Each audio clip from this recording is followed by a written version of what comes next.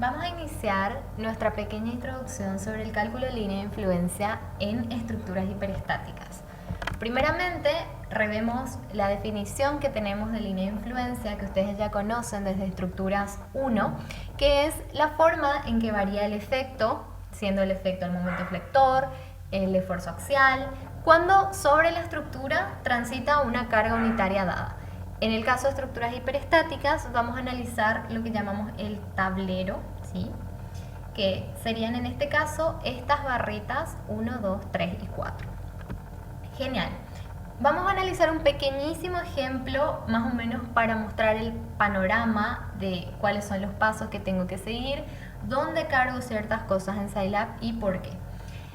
Por ejemplo, hallar la línea de influencia del tensor 8, que sería este, y del momento flector a la izquierda del nodo 2. Perfecto. Siguiendo nuestro método, que es el método que ustedes también ya conocen, primeramente, el primer gran paso es romper el vínculo capaz de transmitir el efecto.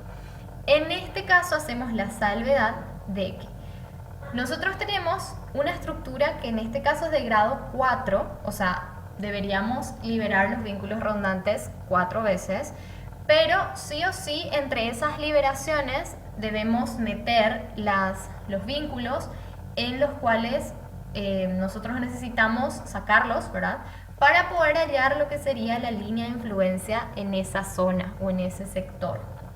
Por ejemplo, vamos a liberar el tensor 8 y vamos a poner una rótula a la izquierda de lo que sería nuestro nodo 2 para poder liberar esos vínculos que son los que están transmitiendo el efecto que nosotros, o el efecto de los cuales, o los efectos de los cuales nosotros queremos hallar la línea de influencia. Aparte de eso se van a liberar dos vínculos más, porque como les digo, esta estructura en particular es de grado 4. Tenemos entonces que al final M1 es nuestro primer estado virtual correspondiente a uno de los estados que nos va a servir para hallar la línea de influencia. P2 es el estado virtual de un resorte que se sacó, ¿verdad?, que se liberó aquí. Se sacó también el tensor que estaba acá y nuestro tensor 8, que es otro del cual queremos nuestra línea de influencia. Los estados virtuales entonces que más nos van a llamar la atención, digamos, serían el M1 y el P4. Vamos a ver más adelante por qué. Iniciamos entonces en Scilab cargando todos nuestros datos de partida, como siempre venimos haciéndolo, pero vamos a analizar dos variables que ahora cambian su función. Primero está señalizada la variable NH que antes nosotros usábamos para definir el número de estados reales, ahora utilizaremos para definir el número de líneas de influencia. ¿Por qué? Porque cuando nosotros hallamos línea de influencia, si ustedes recuerdan, no hay estados reales de carga, ¿sí?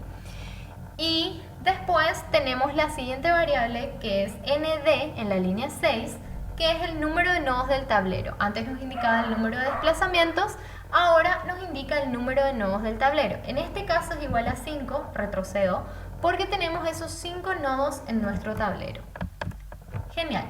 Luego, como ustedes ya saben, todos esos vínculos que nosotros liberamos nos generan ciertos esfuerzos en la isostática equivalente o la isostática fundamental, ¿sí? Como ya veníamos calculando nuestras hiperestáticas para el caso de hallar tensiones en las mismas o hallar desplazamientos. En este caso vamos a usar lo mismo para hallar la línea de influencia primeramente.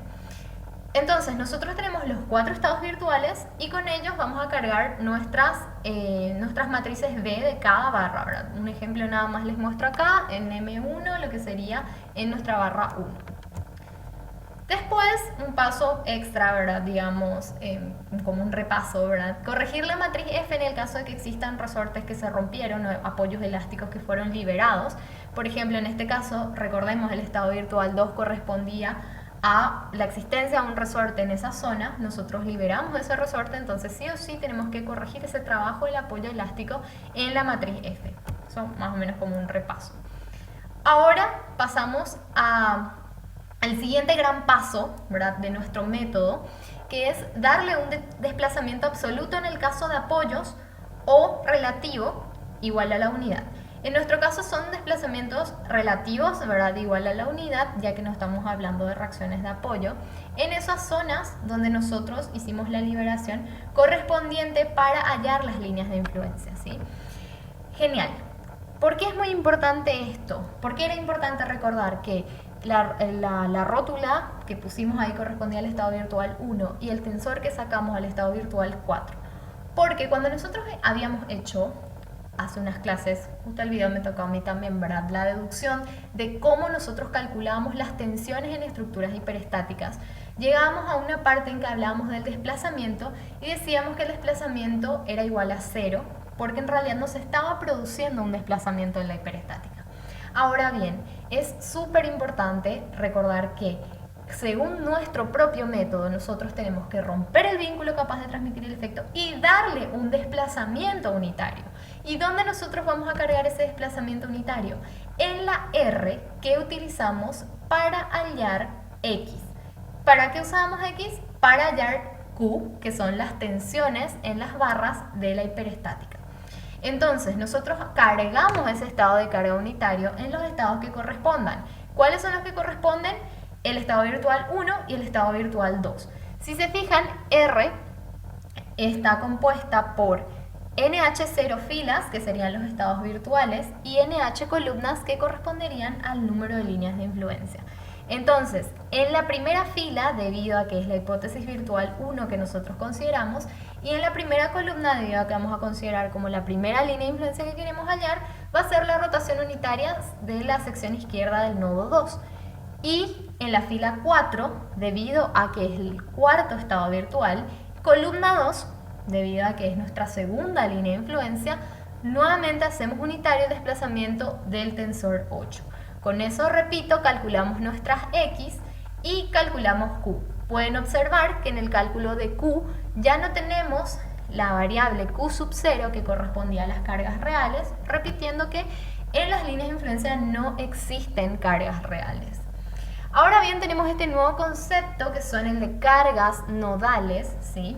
Nosotros veníamos hasta ahora desarrollando siempre ejercicios en los que veníamos hallando los momentos o las normales en los extremos de las barras. Entonces, estas cargas unitarias en los extremos de las barras también son sumamente importantes y debemos analizarlas por separado, ¿sí?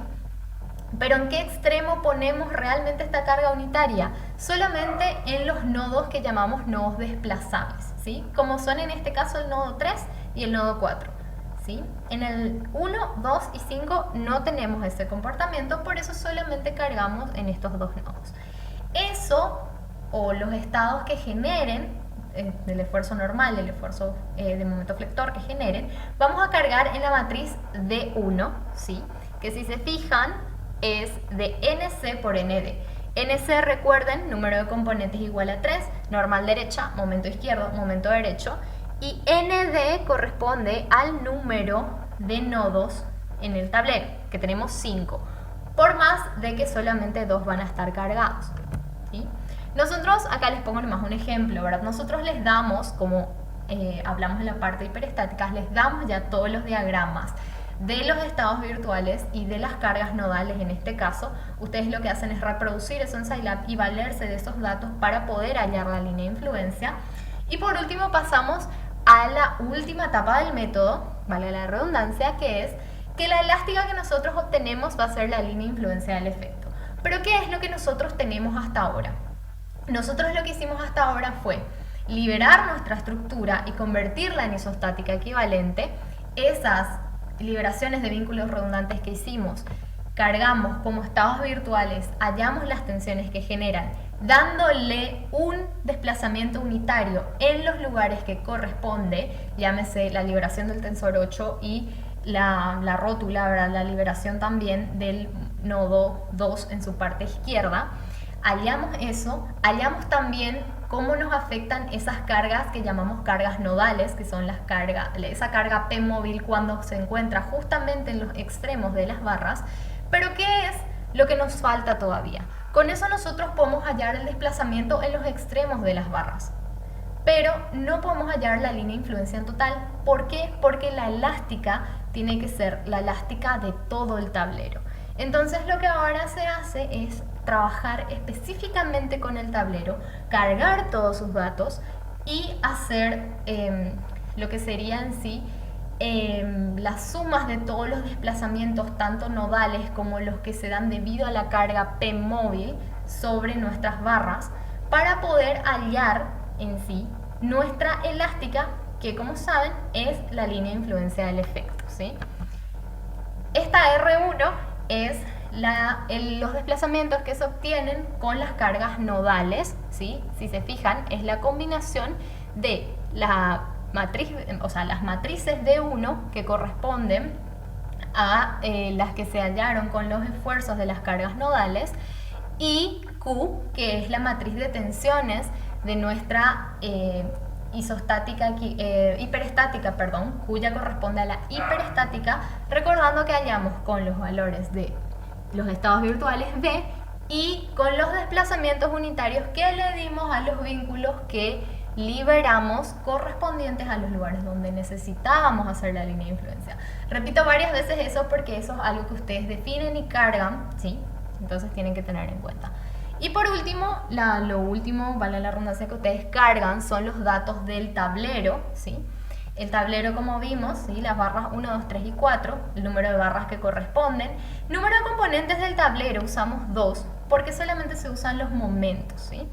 Tenemos el número de divisiones unitarias porque ahora sí ya vamos a recorrer las barras. Mientras más divisiones tengamos, tenemos más precisión.